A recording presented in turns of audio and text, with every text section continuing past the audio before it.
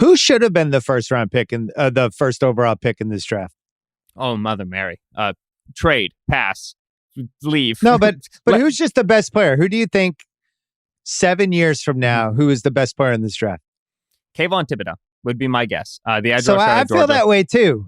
All the reasons Mm-hmm. he dropped, and I admittedly follow this basically from reading the Ringer and listening to our podcast and reading a couple of the draft pieces in different places. But just from a general vibe, dumbasses like me can get the gist, right? It's like every year there's a guy like Hamilton where he's going to fall 7 and 10 picks lower than he should go just because of the position he plays. There's people trying to talk themselves out of somebody like Thibodeaux, who, if you had said at any point, basically before January, who's going to be the number one pick, he would have been one of the first 2 or 3 mentioned. He goes 5. And then there's the Jags at number 1 talking themselves into this guy from Georgia, basically because nobody could agree who was the number 1 pick. And it's like, oh, the upside, blah, blah.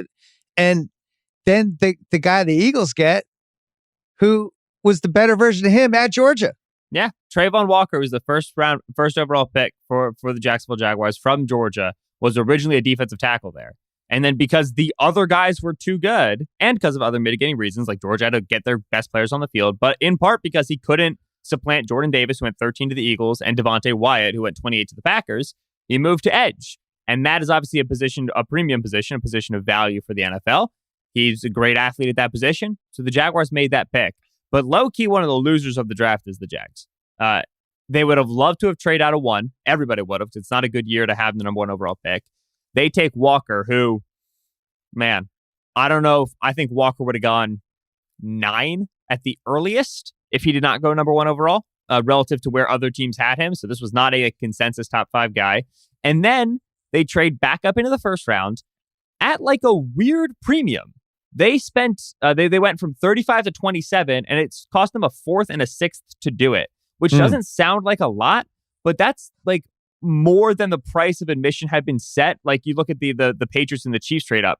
The Chiefs went from 29 to 21, and they just sent a 3rd and a 4th, which is 8 picks earlier in the first round. It's a difference. So the Jags spent a little extra to get back in the first round to get Devin Lloyd, who's an off-ball linebacker. And there are some off-ball linebackers who should go round 1, but typically there's not a lot. And in my opinion, Devin Lloyd was not one of them. So it wasn't a very good draft for Jacksonville, who spent 2 first-round picks on defense and still, in my opinion, has no good plan on to develop their ex-first overall pick and Trevor Lawrence at quarterback.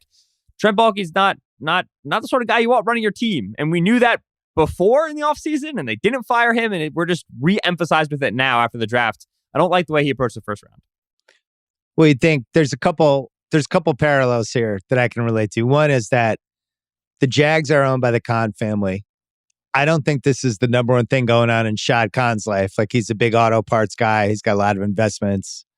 And then the son, Tony, who's kind of the heir apparent, he's the guy who runs AEW, the WWE rival. And that's what he's basically he's like Vince McMahon on the rise in wrestling. So neither of these guys are that into it. Doesn't seem like from afar. And those are always the teams that you want drafting ahead of you in a draft. Those are the teams you want to trade with. But I look at that Walker thing. I did on TV, I did the draft when Anthony Bennett went number 1 to the Cavs. And it was a very similar draft to this one. There was no star. Nobody could agree who the best guy was. Everybody agreed the better guys might be in that like 9 to 13 range. And kind of nobody wanted the number 1 pick, so the Cavs couldn't even trade down if they wanted to. And all of a sudden they talked themselves into Anthony Bennett. And when they did that, they drafted him, and it was a huge surprise. And I was on the broadcast, and I actually made a noise, which you're kind of not supposed to do when you're announcing, but I was like, whoa! I did one of those, and my mic was on. And Anthony Bennett was a bust, and it didn't make sense.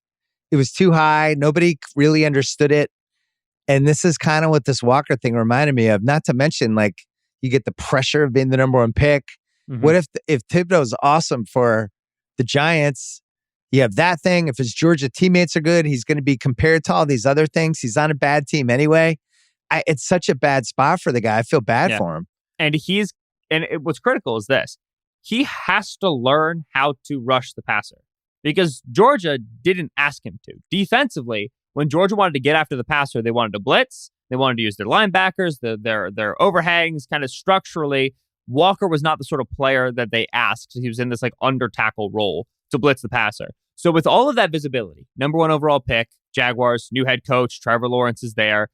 Aiden Hutchinson went 1 pick later. Kayvon Thibodeaux went 4 picks later. Georgia defense, incredible. Unbelievable athlete. Alden Smith comparisons. With all that visibility, he has to learn. Like, he has to develop. Like, he has to take reps and be bad and then get better. He's absolutely one of those players, and the Jags know it. The Jags don't expect him to walk in and dominate.